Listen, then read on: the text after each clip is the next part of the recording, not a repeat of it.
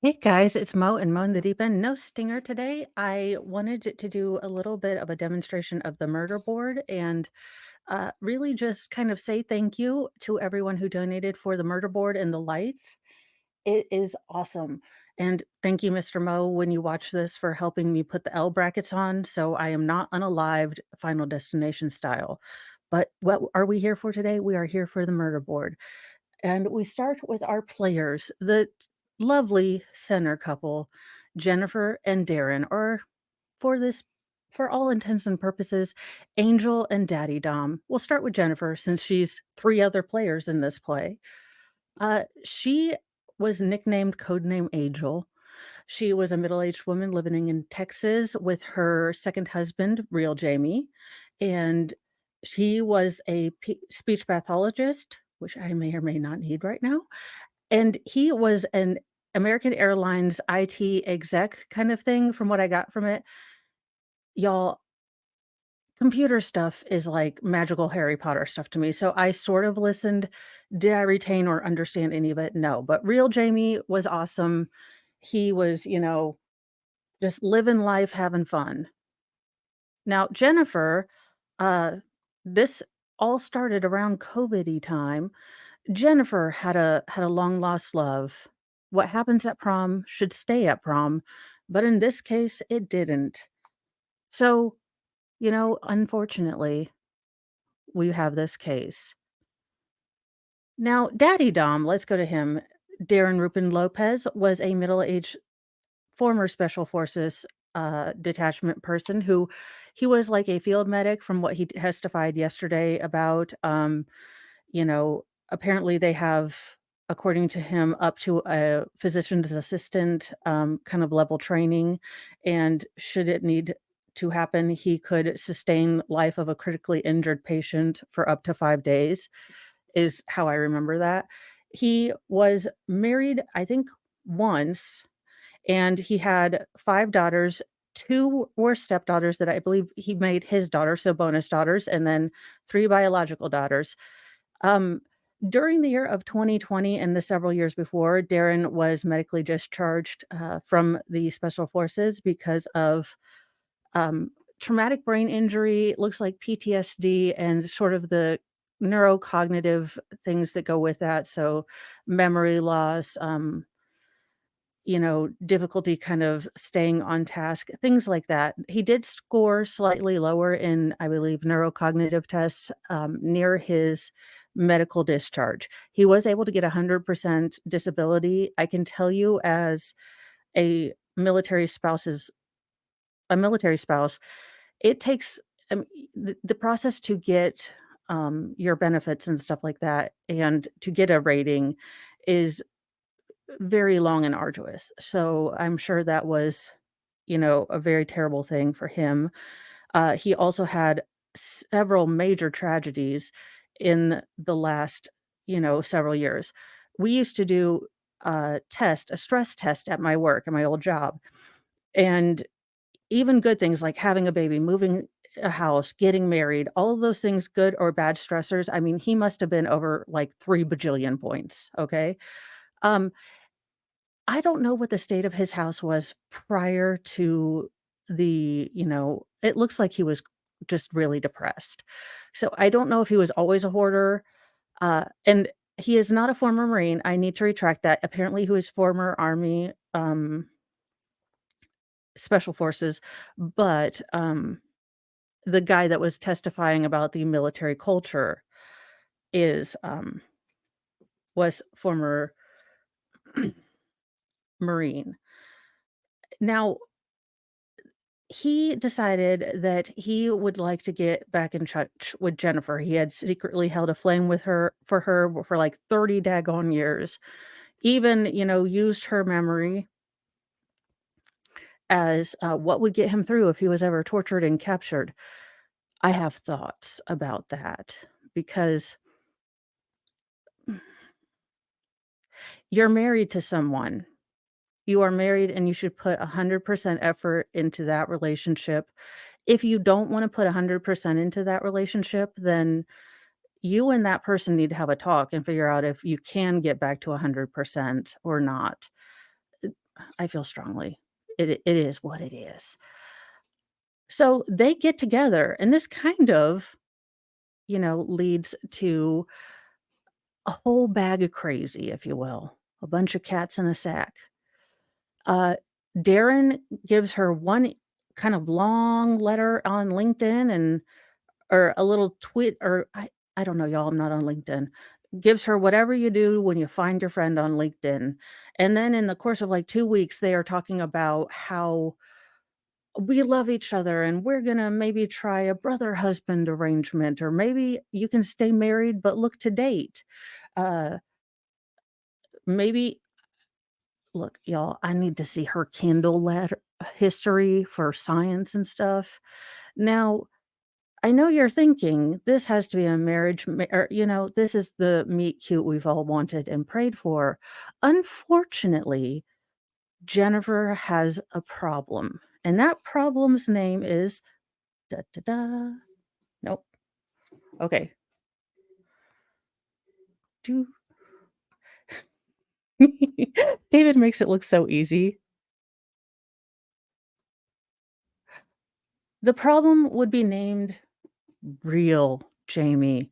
Real Jamie is a good guy, maybe a little stressed out right around this time since it is the unnamed virus of unfortunate, origins.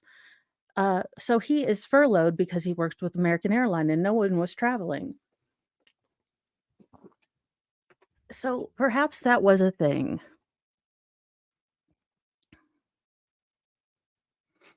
But he was, you know, by all accounts and by the people that have testified for him, real Jamie just seemed like an awesome guy who met a woman and her daughter and then, made that daughter his bonus daughter. And, he was shot 7 times one day, once in the twig and berries, which is an ultimate insult because this man was, I mean, again, by all intents and purposes, just awesome, just living life, having a beer on, Sundays.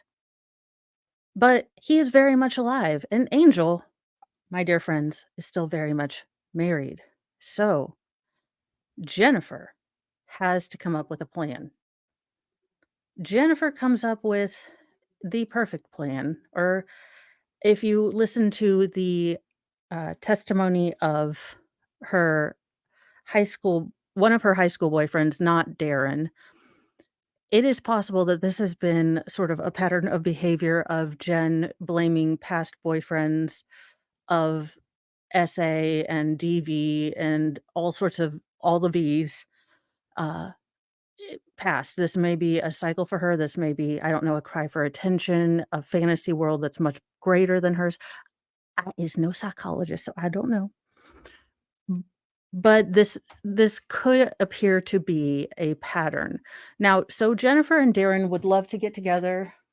They commit a gross abuse of fan fiction with Scarlett Johansson, J.Lo, A-Rod. They decide that they're going to be way into BDSM and take all the quizzes and go to training, which, hey, if it helps, it helps. But Jen needed to figure out a way to get rid of real Jamie, and she hatched a plan. She decided to make evil Jamie. She made an fake email. She went full Chandler Halderson, if you will. And evil Jamie had an evil friend, evil Jeremy, and they would get together and they would multi-level market Jennifer to whomever felt like it, and she would have to do all gross and degrading things. They would even do these things when she was suffering from a UTI because of the constant abuse, because fevers are hot. Evil Jamie would, not allow Jen to listen to country music because country music was how she fell in love with Darren and how they kind of continue to express their feelings through these long, long, long letters and 870 bajillion texts. Apparently, Jen's milkshake brought all the boys to the yard. Even during the coof, they were willing to, come be exposed, and that was a poor, very, very poor choice of words. Um, you know, risk, infection with the coof to come do all the non-consensual thingy-dingies. It gets pretty graphic in the day that they do that, but, feel free. I ain't your mom. Go do it. Go see it if you want. Uh, Now, evil Jamie and Jeremy were taunting Darrin that he could do nothing about this abuse. Jennifer sent stock bruise pictures. She would, have Jamie write the most graphic smut I've ever read or had read by a prosecutor. Uh, and everything else like that. And if Jeremy was there, he was 12 times worth, more potty mouth, kinda sailor, kinda rough around the edges, if you will. So, Darren is sitting in Tennessee out of his mind because the love of his life, the woman that he's waited all these years for, is being completely abused. And he knows he can't really do anything, so he wants to call the cops like a smart person because cops can, take people to jail or at least attempt to do what our system can do for DV and SA. Okay. But that would really be kind of bad if the Popo or 50 showed up at real Jamie's doorstep, wondering why he's, graping her with all the men and the boys in the yard. So Jen has to create another person. Again, total Chandler Halderson, full blown. Uh, and she creates Work Hubby. I believe Rob, it was his name. And Rob was in North Carolina. For some reason, they just, I guess it was telecommuting, but he would send messages like, "Look, I can talk to evil Jamie. I can talk him down. I can, shake my fist and he'll be very, very contrite." And, they were sent Darren and work husband were sending each other long, drawn out messages that basically said, "Don't call the cops. Don't call the cops. It's gonna be terrible. Jen's daughter's gonna realize that her bonus dad, her awesome chosen dad, is a total creepo. Don't do that to her." And that really played on Darren's, 5 daughters, you put your kids first kinda thing, which you do, you put your kids first.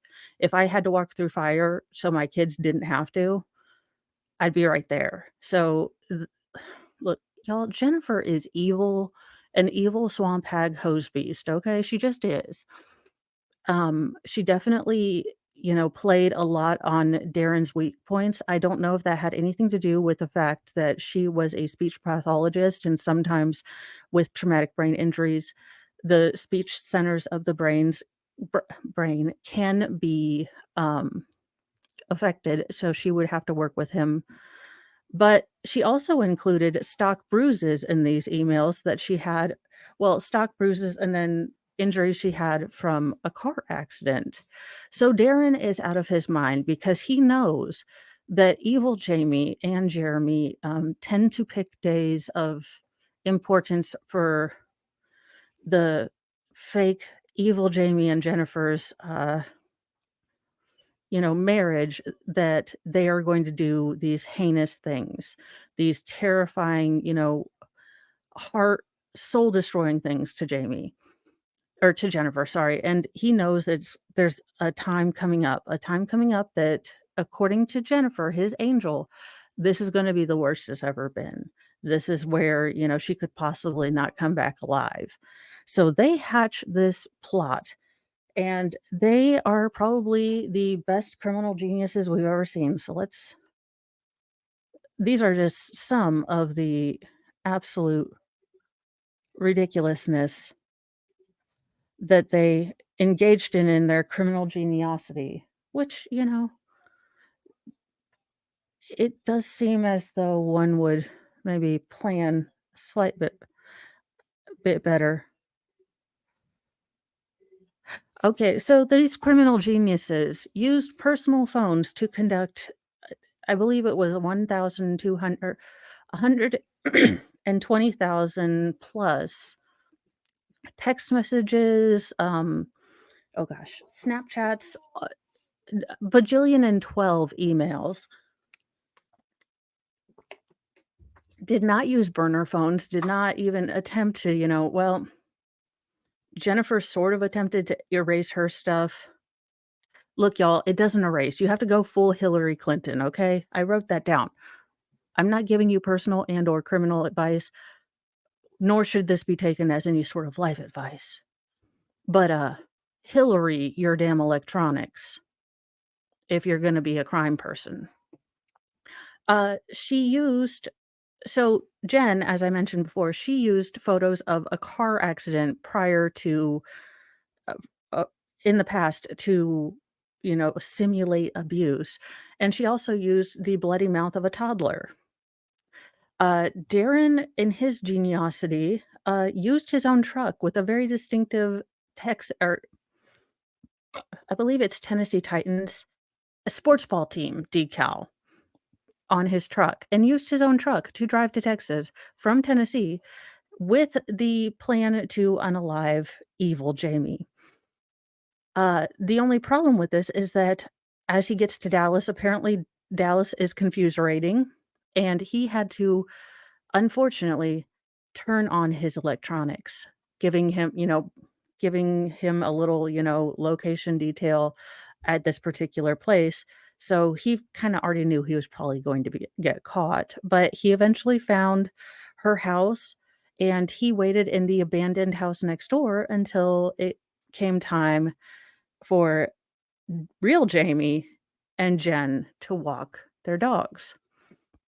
Now, according to what they cooked up in this brain trust, uh, Darren was going to run up, pretend just shoot Jamie, and then kind of sort of, lightly assault Jennifer. Of course, you should put more than 3 inches of duct tape on a on a fluffy person around their wrists. Uh, they it was all shenanigans. So, then she put Darren in this giant Facebook group or message group, uh, after her husband died saying, "This is."